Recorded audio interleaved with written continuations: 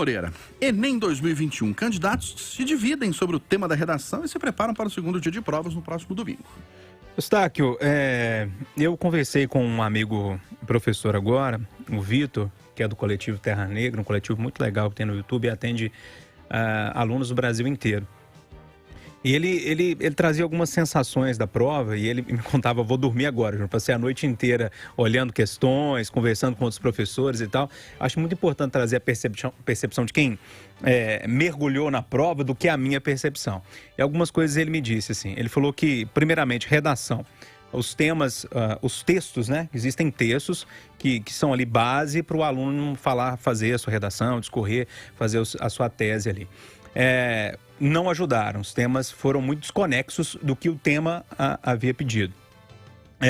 Ele disse que nas provas de geografia, principalmente, e ele é professor de geografia, muito pouco mapa, muito pouco infográfico, e isso fez com que os alunos tivessem que fazer uma leitura muito extensa e saíram muito mais cansados do que normalmente saem dessas provas. Mas ele disse que até aí tudo bem, são fórmulas de prova, né?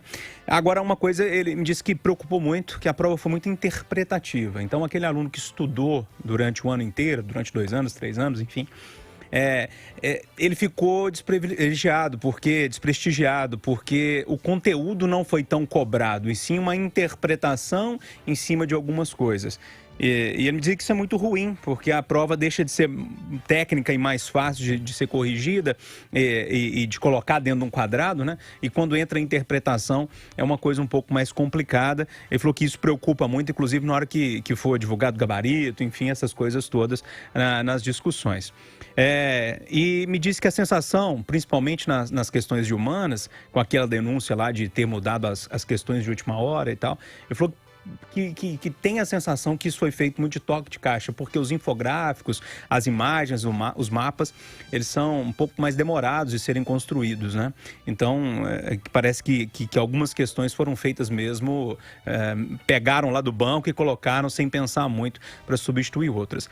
Mas de uma forma geral, me pareceu uma prova boa e ele também achou uma prova muito interessante. O único ponto mais nevrálgico dessa história toda seria, ao invés de ter um pouco mais de conteúdo na prova, foi uma prova muito interpretativa e ele viu um problema nisso aí na hora da correção.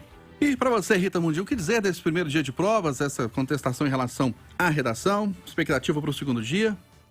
Olha, Eustáquio, eu não conversei com professor nenhum, eu só li aquilo que foi divulgado aí pela mídia. E pelo que eu li, foi tranquilo o primeiro dia, li elogios. E é isso, eu acho que foi feito de uma forma bem tranquila. E é isso, não tem... Eu acho que ficaram procurando ali, né, alguma interferência do governo e não foi achado isso. E você, Malco Camargo, o que dizer? O presidente afirma que o Enem está ficando com a cara do governo, ou seja, assume que há uma intervenção na prova. O ministro da Saúde diz o contrário, o ministro da Educação diz o contrário.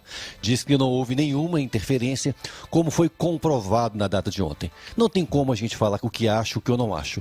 A lei, a investigação está em curso e caso esteja tendo uma interpretação ideológica numa direção ou em outra, em qualquer prova pública, é um absurdo que não pode acontecer. Vamos esperar o término das investigações e esperar também que aqueles que estão fazendo a prova tenham paz, tenham sossego para exercer uma atividade que determina o futuro de cada um que está tentando a sorte e mostrando a sua capacidade na realização do Enem, tanto neste domingo que passou, quanto no próximo que vem por aí. A gente recebe o contato aqui pelo WhatsApp, Eduardo, do José Francisco do Rio de Janeiro, e ele está dizendo o seguinte: fez a prova ontem, achou os enunciados muito longos. Amigo, são 3 milhões de pretendentes a uma vaga na universidade e, evidentemente, são 3 milhões de opiniões diferentes. Eu queria destacar 3 pontos. Ponto número 1, essa discussão.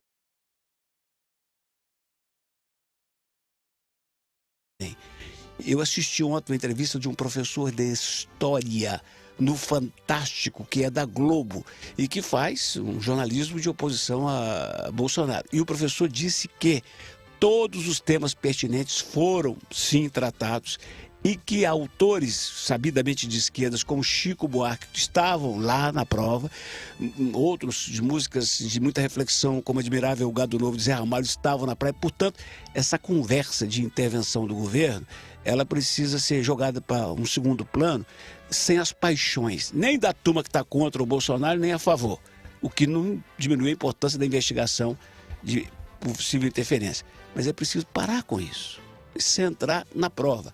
Com relação à redação, também alvo de muitos questionamentos, Eustáquio, eu acho que ela tratou de uns temas dos mais importantes desse país.